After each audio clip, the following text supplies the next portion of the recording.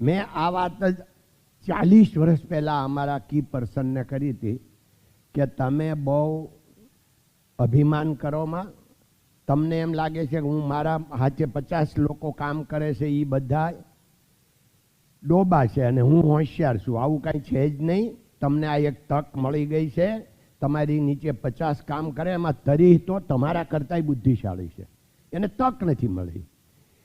એટલે તમે કાંઈ કરો, ભગવાન કરે એમ થાય અને ભગવાનની યોજના મુજબથી થાય. તમે વળી હગા હતા ને કાંઈક તમે હારા 2 કામ કર્યા ને વળી નજરમાં સડી ગયા એટલે તમને મેનેજર બનાવી દીધા ને, બાકી તમે એનાથી હોશિયાર છો એવું માનતા નહીં.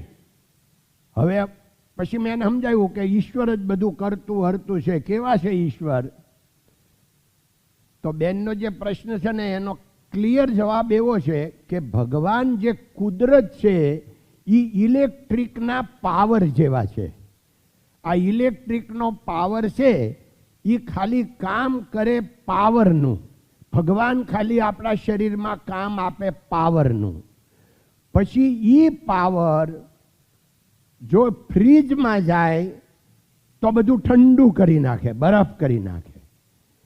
એનો એ પાવર હીટરમાં જાય બધું ગરમ કરી નાખે, ફૂફાડા બોલાવે. પાવર તો એનો ઈ છે. હવે તમે કલ્પના કરો કે એનો ઈ પાવર આ લાઇટમાં જાય અંજવાળું કરે. એ પાવર ક્યાં જાય છે? પાવર તો હરખો છે પણ પાત્ર કયું છે? એમ આપણી બોડી છે, આપણું શરીર ઈ પાત્ર છે. એનો ઈ પાવર સત્સંગમાં જાય, સારા કામ કરવામાં જાય, સાત્વિકતામાં જાય તો સમાજનું કલ્યાણ થઈ જાય, કુટુંબનું કલ્યાણ થઈ જાય, એનું પોતાનું કલ્યાણ થઈ જાય. એનો ઈ પાવર અસામાજિકમાં જાય, ખોટા કાર્યમાં જાય, સમાજનો બધો બગાડ થઈ જાય. આ વાત છે પાવર ઈનો. એમ ભગવાન ઈના ઈ છે. ભગવાન કાંઈ કરી દેતા નથી. ભગવાન તો જેને મેં પહેલા સમજાવ્યા એમ એને જે કાંઈ યોજના કરવી હોય ને એકાબીજાના મગજમાં આવીને એ વિચાર મૂકી દે, આટલું જ કરે છે. બાકી કોની પાસે હું કામ કરાવું? બાકી એ તો છે ને સાક્ષી સ્વરૂપે છે. ભગવાન આપણી અરે સાક્ષી. શરીર આરે એને કાંઈ લેવા દેવા નહીં. શરીર તો આપણું છે, આપણે કરવાનું છે. એટલે મનુષ્ય યત્ન ઈશ્વર કૃપા. આપણે તો આપણું કાર્ય કરવાનું. ગીતામાં ભગવાને કીધું તું કર્મનો અધિકારી છો, ફળનો અધિકારી નથી. તું કર્મ કરે જા. હવે પછી એનું ફળ જે આવે એ બધી ભગવાનને ખબર છે, એને શું કરવું ને શું આપવું. એટલે ભગવાન ખાલી સત્તા રૂપે છે, સાક્ષી રૂપે છે. બેન હવે કાંઈ બરાબર છે? ધન્યવાદ. બોલો હવે. જય સ્વામિનારાયણ. મારું નામ શ્વેતા પ્રવીણકુમાર નારોલા છે. હું પેલા બેડે વાત કરી કે ભગવાન કરતા હરતા છે.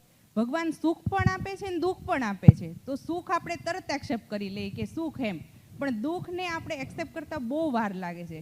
તો જેમ ક્ષણિક આપણને સુખ પ્રાપ્ત થાય એમ ક્ષણિક દુઃખ કેવી રીતે પ્રાપ્ત કરી શકવી ને એ જોવાનું છે કે થોડીક વારમાં દુઃખ જતું રહે.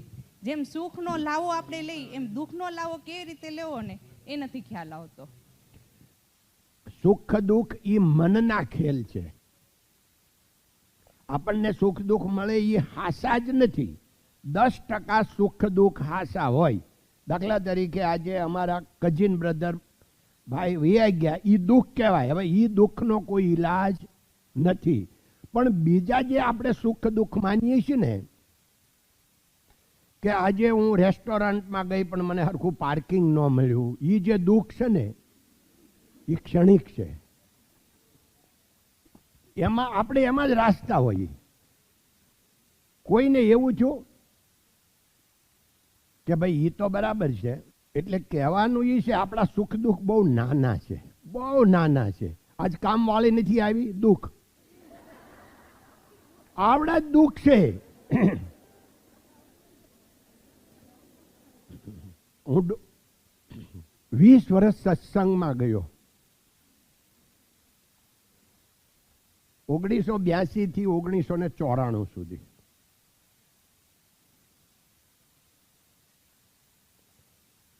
તો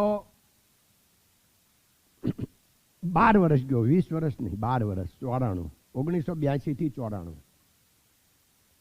ઇન્દ્રવદનભાઈનો સત્સંગ ચાલતો તો એને અમને બહુ સરસ 50-60 જ સત્સંગ. એને એમ કીધું કે કોઈના નિયામક બનો માં. નિયામક એટલે શું ખબર? કોઈને સલાહ આપો માં, બધા બરાબર જ છે. ડોંગરેજી મહારાજ ઈ જ કહે છે કે ભગવાને આ સૃષ્ટિ બનાવી છે એ બહુ સારી બનાવી છે, કારણ કે ભગવાને બનાવી છે. તમારી સમજણ નથી એટલે તમે માનો છો કે આ બરાબર નથી. ભગવાને બનાવી તો બરાબર બનાવી છે. એટલે તમે બીજાને સુધારવાની ભાંગજળમાં પડશો નહીં. આ ડોંગરેજ મહારાજના શબ્દો છે. તમે પોતે સુધરી જાઓ ને એટલે આખી દુનિયા સુધરેલી જ છે. આપણે સુધરવાનું એમ ડોંગરેજી મહારાજ કહે છે. દુનિયાને સુધારવાની ભાંગજળમાં નથી પડવાનું. એ જ વાત આ ઇન્દ્રવદનભાઈ જે હું સત્સંગમાં જાતો હતો એ કે તમે ભાઈ સત્સંગમાં જાઓ એટલે આવો બરાબર છે, તમે કોઈના નિયામક શું બનશો? કેવી રીતે બનશો? કારણ કે તમે જ સાચા નથી. હવે હું તમને કહું છું, તમે આ અખતરો કરજો. મેં મારી જિંદગીમાં અખતરો કર્યો છે એટલે મને હવે ટેન્શન નથી.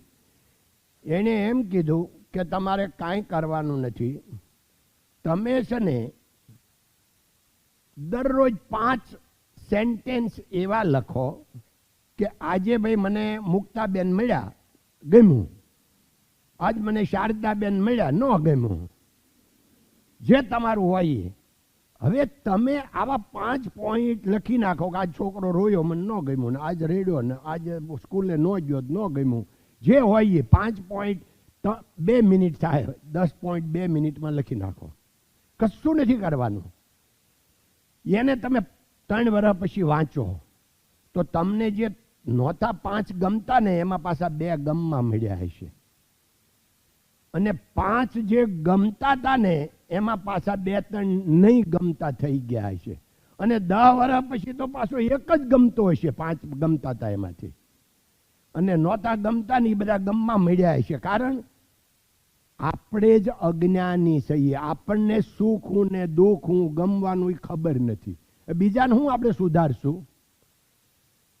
તમે કેવું કાકા તો તમારે પહેલો અમલ કરવો હતો ને, તમે કીધું આ બધાને સુધારવામાં જ પાછા તમે આવી ગયા. તમે તો આયોજન કર્યું. ખોટી વાત છે. અહીંયા મેં પહેલા વાત કરી, કોઈ બગડેલા નથી, કોઈને આમાં મુશ્કેલી નથી, કોઈને આમાં કાંઈ પ્રોબ્લેમ નથી. આ બધા પોતાની રીતે એકદમ સેટિસ્ફેક્શન છે, આનંદ છે, એન્જોય છે.